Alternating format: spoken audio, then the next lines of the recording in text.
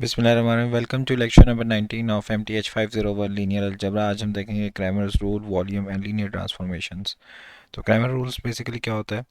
Cramer rule हमें help करता है कि हम स्टडी कर सकें how the solution of Ax is equal to b is affected by changes in entries of b. हम बी की कुछ एंट्रीज ए मैट्रिक्स के अंदर चेंजेस लेके आते हैं। क्रैमर रूल्स हमें हेल्प करता है कि हम डिफरेंट चेंजेस से क्या रिजल्ट निकालते हैं, लेकिन ये हमें हेल्प करता है सिर्फ स्मॉल साइज के मैट्रिसेस के लिए। तो थ्योरम वन है which is Cramer's rule, let A be an invertible n by n matrix, यानी स्क्वेयर मैट्रिक्स भी है और इन्वर्टिबल ही है, उसका इन्वर्स भी हम फाइंड आउट कर सकते हैं for any b in R N.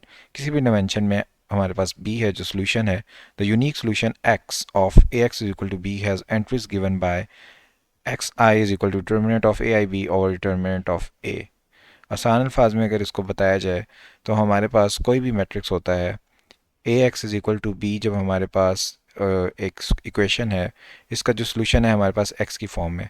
अब अगर हमने एक्स वन निकालना है तो हम क्या करेंगे कि determinant of A of one और बी हम कैलकुलेट करेंगे और इसको डिटर्मिनेंट ऑफ ए से डिवाइड कर देंगे। अब डिटर्मिनेंट ऑफ ए तो हमारे पास सिंपल है कि हमने जो भी ए मैट्रिक्स गिवन है उसका डिटर्मिनेंट फाइंड आउट करना है, लेकिन ए वन बी से क्या मुराद है? ये बेसिकली वन से मुराद ये है कि जो हमारे पास मैट्रिक्स ए है उसकी हम वन कॉलम को चेंज करें और उसके अंदर बी की वैल्यूज पुट करें। इस तरह x2 कैलकुलेट करना है तो i की जगह 2 आ जाएगा, यहाँ पे भी 2 आएगा, हम सेकंड कॉलम को b की वैल्यू से चेंज करेंगे। इसको एग्जांपल से देखते हैं कि हमारे पास एक सिस्टम है जो कि गिवन है बाय दिस इक्वेशन। अगर हम इसको इक्वेशन की फॉर्म में लिखते हैं तो हमारे पास ए मैट्रिक्स बनेगा 3 minus 2 minus 5 4 which is coefficient matrix. X की वैल्यूज हमारे पास x1 x2 हैं क्योंकि यहाँ पर हमारे पास दो इक्वेशन हैं, दो वेरिएबल्स हैं, और हमारे पास जो बी की वैल्यू है वह है 6 8। अब हमारे पास जो ए मैट्रिक्स यहाँ से आता है वो ये आता है, एक्स हमारे पास ये आता है और बी हमारे पास ये आता है। ठीक है, अब डिटर्मिनेंट ऑफ ए हमने कैलकुलेट किया, by any method we can calculate which is equal to 2। अब ए वन बी में हम क्या करेंगे कि हमारे पास जो फर्स्ट कॉलम है उसको चेंज कर देंगे बी की वैल्यूज से। ठीक है, ये 3 5 माइनस 5 की जगह हमारे पास 6 8 आ गए जो कि बी की वैल्यूज हैं, और जो उसके सेकंड कॉलम है उसको एज इट इज रहने देंगे। अब इसका डिटर्मिनेंट कैलकुलेट कर लेंगे, और हमारे पास जो ए टू बी है इसकी जगह हम क्या करेंगे, पहला जो हमारा कॉलम है वो एज इट इज़ रहने देंगे, जो सेकंड कॉलम है उसको चेंज कर देंगे बी की वैल्यू से विच आर 6 8। ठीक है, अब हम x1 की वैल्यू जब कैलकुलेट करते हैं तो वो बराबर होगी इस वाले का डिटर्मिनेंट डिवाइडेड बाय ए का ओरिजिनल डिटर्मिनेंट, तो हमारे पास 20 आ जाएगी, x2 की वैल्यू हमारे पास ये आ जाएगी। इस तरह हम सोल्यूशन फाइंड आउट कर सकते हैं with the help of Cramer's rule. ठीक है, और अगर हम इसको याद करें इक्वेशन को तो ये इक्वेशन बनती है x ऑफ i, यानी जो भी हमने कैलकुलेट करना है x of i where i is from 0 to any value n, तो हमारे पास ये बराबर होगा, नीचे तो हमारे पास आ जाएगा simple determinant of coefficient matrix, लेकिन ऊपर हम डिटर्मिनेंट लेंगे कोफिशिएंट मैट्रिक्स में कुछ चेंज करके कि हम उसके अंदर एक कॉलम को बी से रिप्लेस कर देंगे। कौन से कॉलम से को रिप्लेस करेंगे? ith कॉलम को। अब x1 कैलकुलेट करना है तो फर्स्ट कॉलम को, x2 कैलकुलेट करना है सेकंड को, 3 कैलकुलेट करना है तो थर्ड को। इसी तरह हम ये फार्मूला जो है यूज़ कर सकते हैं। नेक्स्ट हमारे पास एग्जांपल नंबर 2 है। तो इसमें ये कह रहे हैं कि एक सिस्टम है हमारे पास in which s is an unspecified parameter, determine the values of s for which system has a unique solution. Unique solution है and use Cramer rule to describe the solution. अब हमारे पास ये इक्वेशन है, इसी तरह a निकाला, इसमें से b निकाला, x की वैल्यू हमारे पास दोबारा वही बन रही है x1 एंड x2। ठीक है, अब a1 b हमारे पास ये आ गया क्योंकि हमने इसका पहला कॉलम चेंज कर दिया, a टू b आ गया, इसका सेकंड कॉलम हमने चेंज किया है। अब determinant of a find out करते हैं तो हमारे पास ये वैल्यू आ रही है। ठीक है, अब अगर सिस्टम का हम चाहते हैं कोई कोई सोल्यूशन हो, ठीक है, तो और सिस्टम हमारा जो होता है ए, क्रैमर रूल तभी अप्लाई होता है वो जब वो इन्वर्टिबल होता है। इन्वर्टिबल होने के लिए ये है कि उसका determinant not equal to zero होना चाहिए। यूनिक के लिए भी यही है और इन्वर्टिबल के लिए भी यही है, यानी हमारे पास जो ये वैल्यू आई है जीरो के बराबर नहीं होनी चाहिए। ठीक है, अब हम क्या करते हैं कि हमारा जीरो डिवाइड बाय 3 करते हैं, 3 यहाँ से ख़त्म हो जाएगा, यहाँ पे फिर जीरो रह जाएगा। अब इन दोनों को अगर हम देखें तो ये हमारे पास बनता है a plus b, a minus b is equal to a square minus b square which is s square minus 4। 4 उधर जाके प्लस हो जाएगा, ये बन जाएगा s square is equal to 4, s is equal to plus minus 4। तो ये हमारे पास plus minus 2, sorry under root लेंगे, प्लस माइनस 2, तो ये हमारे पास जो है नॉट इक्वल का साइन है बीच में, तो हमारे पास s जो है उसकी वैल्यू +-2 नहीं होती, इसके अलावा कोई भी वैल्यू हो सकती है। ठीक है, अब such a solution, the solution is x1 x2, जहाँ पे हमारे पास ये सोल्यूशन बन रहा है, हम इसको जनरल फॉर्म में ऐसे लिख सकते हैं और साथ में हम लिखेंगे कि s can not be equal to +-2 because if s is equal to +-2 then determinant will be 0 in matrix will not be invertible और we will not have a unique solution. अब हमारे पास नेक्स्ट सिस्टम ऑफ इक्वेशंस है जहाँ पे हमारे पास 3x की values हैं, तो इसी तरह हम 3x की वैल्यूज़ देखते हैं। यहाँ से कैलकुलेट करने के लिए हमारे पास ए मैट्रिक्स आ गया, कोफिशिएंट मैट्रिक्स बी आ गया। A1 निकालना है तो हम पहले कॉलम को चेंज कर देंगे, बी से रिप्लेस कर देंगे। A2 निकालना है, सेकंड कॉलम को बी से रिप्लेस कर देंगे। A3 में थर्ड कॉलम को बी से रिप्लेस कर देंगे। ठीक है, इसके बाद अगर हम देखते हैं डिटर्मिनेंट ऑफ ए हमारे पास 5 आता है। अगर हम डिटर्मिनेंट ऑफ A1 बी निकालें 7 आता है, डिटर्मिनेंट ऑफ A2 बी निकालें हमारे पास 0 आता है, डिटर्मिनेंट ऑफ A3 बी निकालें तो -4 आता है। आप पहले भी ये डिटर्मिनेंट कैलकुलेट करके रख सकते हैं या फिर आप एग्जैक्टली ये x1 कैलकुलेट करते हुए यहाँ पर भी आप ये वैल्यूज़ डायरेक्ट लिख सकते हैं, तो हमारे पास x1 x2 x3 की वैल्यूज़ कैलकुलेट हो जाती हैं। इस तरह हमारे पास नेक्स्ट एग्जाम्पल है, इस तरीके से सॉल्व की गई है, आप इसको ट्राई कर सकते हैं। तो नोट में हमारे पास वो कहना चाह रहा है, वैसे तो इसको चैप्टर के बिल्कुल स्टार्ट में लिखना चाहिए था कि हमारे पास कोई भी स्क्वायर मैट्रिक्स होता है A which is n by n order और बी है हमारे पास उसी डायमेंशन आर एन के अंदर। ए आई बी जो मैट्रिक्स होगा जो ऑब्टेन होगा आर से ए से, वो होगा by replacing the ith column by vector b, यानी ए की जो ith कॉलम है, ith नंबर वाला कॉलम है, उसको बी से रिप्लेस कर देंगे, बाकी ए ऐसे का ऐसा ही छोड़ देंगे। अच्छा, इसको हम ए इनवर्स में भी कैसे अप्लाई कर सकते हैं कि अभी तक हमारे पास क्या चीज़ है। अभी तक ये बुक में जो लिखा है इसको इग्नोर करें। हमारे पास जो इक्वेशन है वो है A x is equal to B, और हम एक्स की वैल्यूज़ फाइंड आउट करने के लिए क्या करते हैं, ए के डिफरेंट कॉलम्स में, ith कॉलम्स में हम बी को रिप्लेस कर देते हैं। अब फॉर एग्जांपल मेरे पास एक वैल्यू है ए, एक मैट्रिक्स है ए और दूसरा मैट्रिक्स है सी, और इसको मैं कहता हूँ कि ये इक्वल हो जाएं किसके, हमारे पास आइडेंटिटी मैट्रिक्स के इक्वल हो जाए। ठीक है, identity matrix which is order of the same which is order of A. ठीक है, तो ये जो हमारे पास सी होगा ये ए इनवर्स होगा। किस तरह, इसकी वैल्यूज़ हमने जब कैलकुलेट करनी है तो हम क्या करेंगे कि इसका जो रिस्पेक्टिव कॉलम्स हैं ith आइडेंटिटी मैट्रिक्स के, उनको ए के अंदर रिप्लेस करते जाएंगे। तो यही बात हमारे पास यहाँ की गई है फार्मूला फॉर ए इनवर्स में, कि क्रैमर रूल जो है इजीली जनरल फार्मूला निकाल देता है inverse of n n matrix का। तो जेथ कॉलम होता है वो किससे रिप्लेस किया जाता है, A x is equal to e of j, क्योंकि जो हमारे पास आइडेंटिटी मैट्रिक्स होता है उसके जो डिफरेंट कॉलम्स होते हैं वो ई पर ही कंपोज हो रहे होते हैं, ई1 ई2 ई3। ई1 में क्या होता है, पहली वैल्यू 0 होती है, बाकी पहली वैल्यू 1 होती है, बाकी 0 होती हैं। ई2 में क्या होता है, पहली 0 नेक्स्ट 1 और फिर नीचे तमाम 0 होती हैं। ई3 में थर्ड 1 होती है, उसके अलावा तमाम वैल्यू 0 होती हैं। इसी तरह हमारे पास ये आइडेंटिटी मैट्रिक्स के डिफरेंट कॉलम्स होते हैं। तो हमारे पास A j e j is the jth column of the identity matrix, ith entry of the A x is i j entry of the A inverse. Cramer rule से क्या होगा, आई j entry अगर हमने ए इनवर्स की calculate करनी है which is x i of j is equal to determinant of A i e, ये हम आइडेंटिटी मैट्रिक्स का जेथ कॉलम ले रहे हैं और डिटर्मिनेंट से डिवाइड कर रहे हैं। तो ये इस तरह है जैसे हम यहाँ पे ए आई बी लिखते थे, अब हम उसमें हमने आइडेंटिटी मैट्रिक्स का कॉलम लिख दिया, क्योंकि हमारे पास बी की जगह आइडेंटिटी मैट्रिक्स होता है जब ए को उसके इनवर्स से मल्टीप्लाई करते हैं। तो हमारे पास जो ए जे आई है मैट्रिक्स, वो कैसे कैलकुलेट होता था, हमने देखा था कि हम जे और जेथ रो और ith कॉलम को डिलीट करते थे। उसके अलावा जो हमारे पास माइनर अवेलेबल होता था वो होता था सब matrix which is denoted by A j i. ठीक है, कोफैक्टर एक्सपेंशन अगर हम करें कॉलम आई की, A j show that the determinant of A i e j is equal to क्या होगा, फिर हमारे पास कोफैक्टर आएगा और साथ में मल्टीप्लाई होगा डिटर्मिनेंट से which is cofactor J i.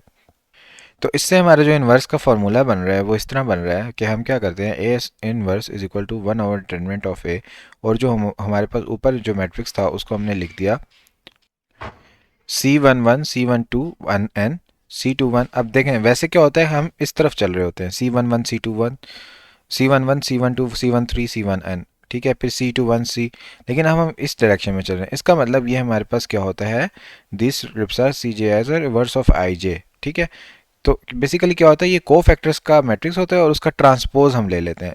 ठीक है, या हम डायरेक्ट उसको रिवर्स आई जे करके भी लिख सकते हैं।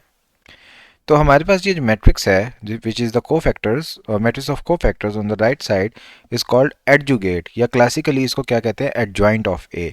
यानी ये क्या होता है, को फैक्टर्स का मैट्रिक्स का ट्रांसपोज हमने लिया होता है। ठीक है, इसको हम एडजॉइंट मैट्रिक्स कहते हैं। Term adjoint has also another meaning in advance text on linear transformations. अब नेक्स्ट थ्योरम जो है वो सिंपली रिस्टेट कर देता है इस इक्वेशन को। क्या कहता है नेक्स्ट थ्योरम, ये कहता है let A be an invertible n by n matrix then A inverse is equal to 1 over determinant A into adjoint A. Adjoint हमने देख लिया क्या होता है कि को फैक्टर्स अगर हम एक सीक्वेंस में लिख रहे हैं, ठीक है, तो उनका ट्रांसपोज होगा, ठीक है। और अगर हम वैसे लिख दें तो ट्रांसपोज नहीं होगा, हम ऐसे भी डायरेक्ट इसको इस डायरेक्शन में लिख सकते हैं, ठीक हो गया। अब हमारे पास एक एग्जांपल है, इसमें हम देखते हैं कि फॉर एनी मैट्रिक्स से a इज इक्वल टू 2 3 -1 5, इसका डिटर्मिनेंट निकाला 13 के बराबर है, इसका डिटर्मिनेंट नॉट इक्वल टू 0 है, इसका मतलब ये इन्वर्टिबल मैट्रिक्स है और इसका जो इन्वर्स होगा वो भी इसी ऑर्डर का होगा जिस ऑर्डर का ये ओरिजिनल मैट्रिक्स है।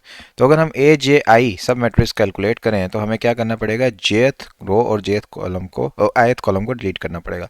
तो अब हमारे पास A11 अगर हमने कैलकुलेट करना है तो हम क्या करें कि पहले कॉलम और पहले रो को डिलीट कर दें तो हमारे पास आंसर आएगा 5, ठीक है। अब A12 अगर हमने कैलकुलेट करना है तो हम क्या करेंगे कि पहली रो को डिलीट कर देंगे और दूसरे कॉलम को डिलीट कर देंगे, हमारे पास आंसर आएगा -1। इसी तरह हम बाकी दो भी कैलकुलेट कर लेंगे और हमारे पास जो डिटर्मिनेंट कैलकुलेट होगा ए आई ऑफ ई जे का, that is by the formula -1 raise to power i plus j, जो कि हमारे साइन को बता रहा होता है which is alternating sign, and determinant multiply by determinant of j of i which is the minor.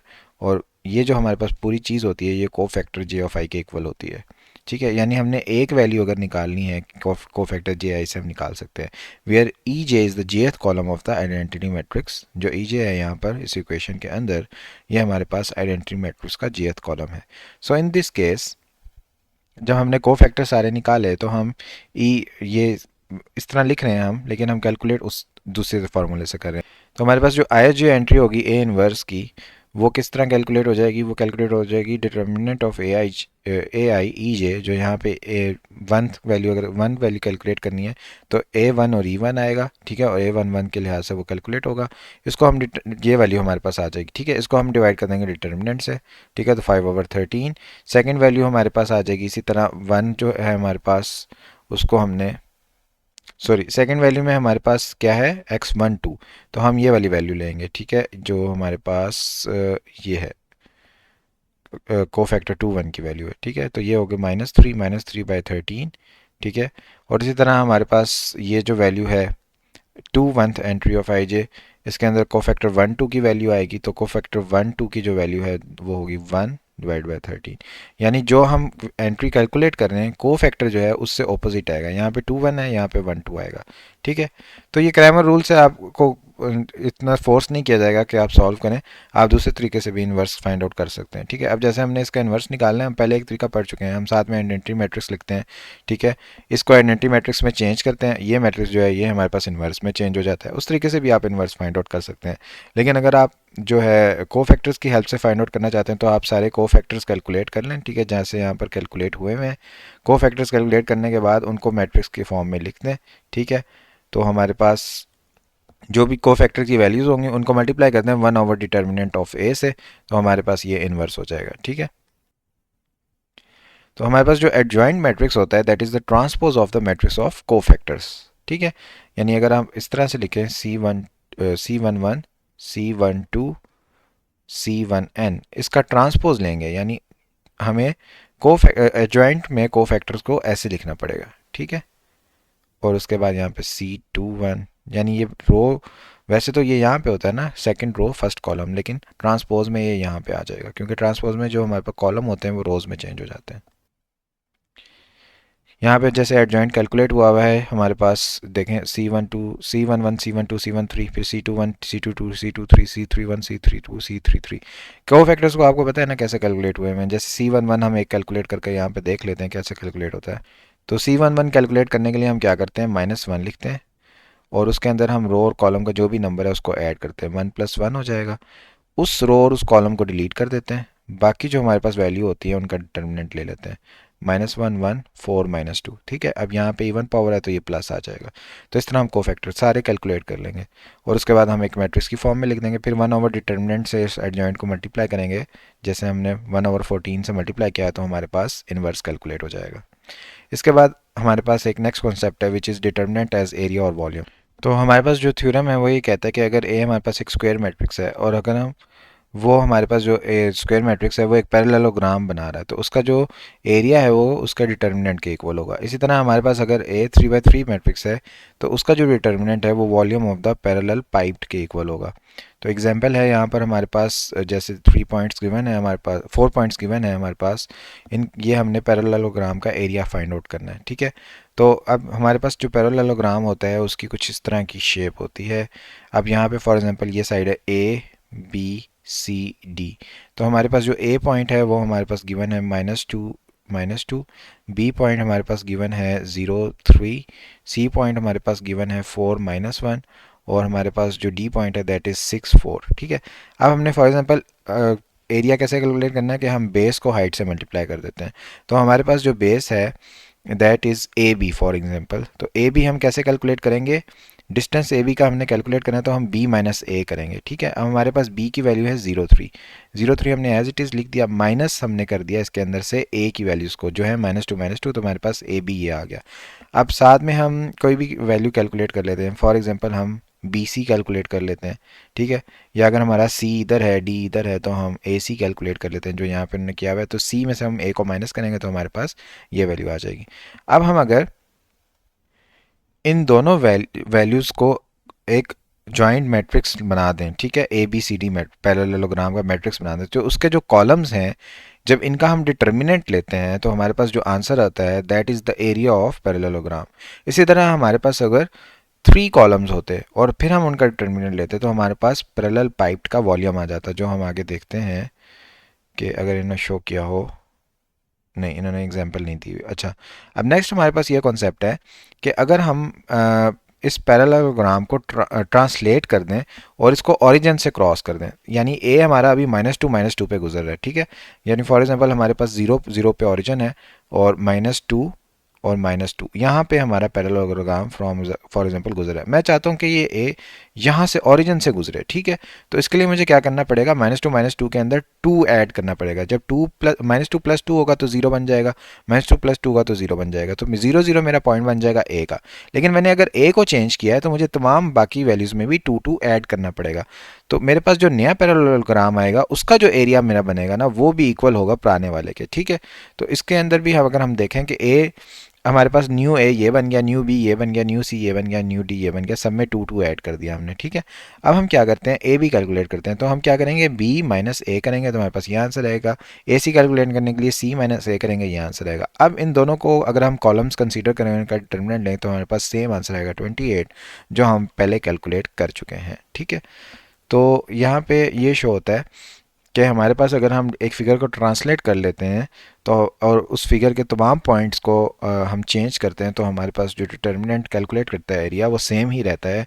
इससे ये डिपेंड नहीं करता कि ये पैरेललोग्राम यहाँ पे ड्रॉ हुआ हुआ है या यहाँ पे ड्रॉ हुआ हुआ है, एरिया उसका सेम ही रहेगा और डिटर्मिनेंट हर बार उसका सेम एरिया ही कैलकुलेट करेगा, ठीक है। नेक्स्ट हमारे पास जो कॉन्सेप्ट है that is about linear transformations. अगर हमारे पास डिटर्मिनेंट्स को हम यूज़ करें लीनियर ट्रांसफॉर्मेशन के अंदर तो एक इंपॉर्टेंट ज्योमेट्रिक प्रॉपर्टी होती है लीनियर ट्रांसफॉर्मेशंस की इन प्लेन इन थ्री डायमेंशन में। अगर टी हमारे पास एक लीनियर ट्रांसफॉर्मेशन है और एस जो है वो क्या है, is a set in the domain of T, यानी जो टी ट्रांसफॉर्मेशन है वो एस के ऊपर अप्लाई हो रही है, तो ये टी ऑफ एस बन जाएगा। तो टी ऑफ एस जो है वो तमाम सेट ऑफ इमेजेस बताएगा ऑफ पॉइंट्स इन एस, ठीक है। अब हम इंटरेस्टेड हैं कि कैसे एरिया वॉल्यूम जो है वो कंपेयर किया जाए with the area volume of original set S, ठीक है। For convenience when S is a region bounded by a parallelogram we can also refer to S as a parallelogram, ठीक है। यानी अगर हमारे पास एस है, ठीक है, वो एक पैरेललोग्राम है, तो हमारे पास जो टी ऑफ एस है वो उसका इमेज होगा, ठीक है। यानी जैसे हमने ऊपर क्या किया था, ट्रांसलेट कर दिया पैरेललोग्राम, तो वो उसका जो हम एरिया कैलकुलेट करेंगे ना वो भी सही उसी तरह होना चाहिए। तो फॉर एग्जांपल हमारे पास एक लीनियर ट्रांसफॉर्मेशन हो रही है जो सेम डायमेंशन में हो रही है, 2x2 मैट्रिक्स है, एस एक पैरेललोग्राम है 2 डायमेंशन के अंदर। तो हमारे पास जो एरिया ऑफ टी एस है वो किसके बराबर होना चाहिए, determinant of A multiply by area of S. ये हमारे पास एक गिवन ट्रांसफॉर्मेशन है, थ्योरम हमें ये कहता है, ठीक है। यानी यहाँ पर हमने यही रीड कर रहे थे कि we are interested in how the area और volume of T S compares with the area. कैसे कंपैरिजन है? तो उसका कंपैरिजन डिटर्मिनेंट से हो रहा होता है कि हमारे पास जो एरिया ऑफ एस था, अगर हम उसको डिटर्मिनेंट ऑफ ए से मल्टीप्लाई कर दें तो हमारे पास जो इमेज का एरिया है वो कैलकुलेट हो जाएगा। इसी तरह हमारे पास जो वॉल्यूम ऑफ एस है, अगर हम उसको डिटर्मिनेंट ऑफ ए से मल्टीप्लाई कर दें तो हमारे पास वॉल्यूम ऑफ द इमेज निकल आएगा। ठीक है, अब हमारे पास for example A and B हैं पॉजिटिव नंबर्स। अब area of region E bounded by the ellipse whose equation is this हमने कैलकुलेट करना है। इलिप्स क्या होता है हमारे पास कि फॉर एग्जांपल हमारे पास एक सर्कल होता है, उसको जब हम खींच देते हैं, स्ट्रेच कर देते हैं, हमारे पास एक इलिप्स बन जाता है। तो जो सर्कल है हमारे पास, वो हमारे पास फॉर एग्जांपल एक डिस्क की फॉर्म में है, और जब हम उसके ऊपर स्ट्रेचिंग करते हैं, एक ट्रांसफॉर्मेशन अप्लाई करते हैं बाय द मैट्रिक्स A00B, तो हमारे पास क्या होता है, वो एक इलिप्स में चेंज हो जाता है।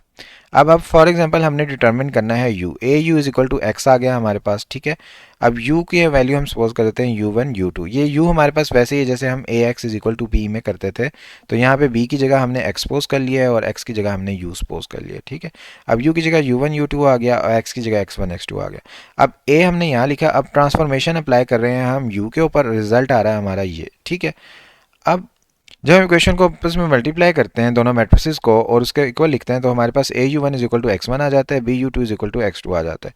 यू वन की वैल्यू हमारे पास आ जाती है एक्स वन ओवर ए, यू टी की वैल्यू आ जाती है एक्स टू ओवर बी। अब हमारे पास जो गिवन था वो ये था कि हमारे पास X one square over A square plus X two square over B square is equal to one. ठीक है, तो अब हमारे पास अगर देखा जाए तो एक कॉन्सेप्ट है जिसके अंदर ये कहते हैं कि अगर हमारे पास एक यू मैट्रिक्स वेक्टर है जो कि डिस्क को बिलोंग करता है, तो जो हमारे पास distance of U from the origin है ये less than unity, less than one होना चाहिए। ठीक है, तभी वो एक ऐसी डिस्क को बिलोंग कर रहा होगा जब उसका डिस्टेंस है सेंटर से, फॉर एग्जांपल हमारे पास ये डिस्क है एक यूनिटी की है, ये फॉर एग्जांपल वन साइज की है, तो तभी वो कोई वेक्टर इसके अंदर होगा ना जब उस वेक्टर का डिस्टेंस है ओरिजिन से वो इस डिस्क के जो बाउंड्री है उसके अंदर अंदर ही होगा। तो हम यूनिटी ले रहे हैं अगर उसको, तो फॉर एग्जांपल हम कहेंगे कि u1 square minus zero plus u2 square minus zero is less than equal to one. अब u1 स्केयर जो है, u1 की वैल्यू हमने कैलकुलेट की है x1 ओवर a, तो ये x1 over a whole square बन जाएगा, जीरो वैसे ही cancel, plus x2 over b whole square बन जाएगा, जीरो वैसे ही cancel, less than equal to one. तो यही हमारे पास इक्वेशन थी जिसके अंदर हम कह रहे थे x1 square over a square plus x2 square over b square is equal to one. तो हमारे पास यही आ गया less than equal to one. तो ये हमारे पास एक जनरल इक्वेशन आ गई और हमने इसको प्रूव कर दिया। ठीक है, अब हमने अगर area of ellipse find out करना है, ये तो हमारे पास डिस्क का आ गया है ना। ठीक है, तो हम एरिया ऑफ डिस्क लें, ठीक है, वो होता है पाई आर स्केयर, उसको मल्टीप्लाई कर दें डिटर्मिनेंट ऑफ ए से। ठीक है, अब ए हमारे पास मैट्रिक्स जो था वो हमने कैलकुलेट किया था, हमने किया था ए ज़ीरो एंड ज़ीरो बी। ठीक है, अब हम इनको आपस में मल्टीप्लाई करते हैं, ए बी माइनस जीरो, तो हमारे पास डिटर्मिनेंट बनता है ए बी के इक्वल, ए बी को हम पाई आर स्केयर से मल्टीप्लाई कर देंगे। ठीक है, अब आर यहाँ पे हमने यूनिटी लिया है तो ये पाई आर स्केयर जो है ये पाई के इक्वल ही आ जाएगा, तो हमारे पास जो रिजल्ट बनेगा वो बनेगा पाई ए बी। ठीक है, तो ज़्यादा इसको मतलब रटा लगाने की ज़रूरत नहीं है, जस्ट कॉन्सेप्ट समझ लें। फॉर एग्जांपल हमारे पास एक एग्जांपल है कि एस एक पैरेललोग्राम है जो डिटरमिन होता है वेक्टर्स b1 1/3 और b2 5/1 से। ठीक है, ये हमारे पास दो कॉलम वेक्टर्स हैं जिनसे डिटरमिन होता है। तो a हमारे पास जो है वो है 1 0 -1 2 के बराबर।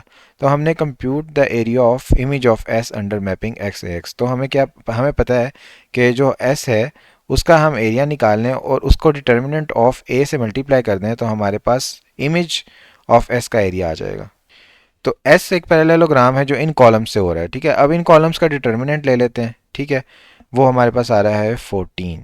ठीक हो गया, अब हमने डिटर्मिनेंट ऑफ ए से इसको मल्टीप्लाई करना है। डिटर्मिनेंट ऑफ ए हमारे पास 2 के बराबर है, 2 को 14 से मल्टीप्लाई करेंगे आंसर आ जाएगा 28। तो इस तरह हम ये कॉन्सेप्ट अप्लाई कर सकते हैं कि डिटर्मिनेंट जो हमारे पास होता है, sorry area of image, area of transformation जो होता है, area of T of S, वो इक्वल टू होता है determinant of A multiply by area of S.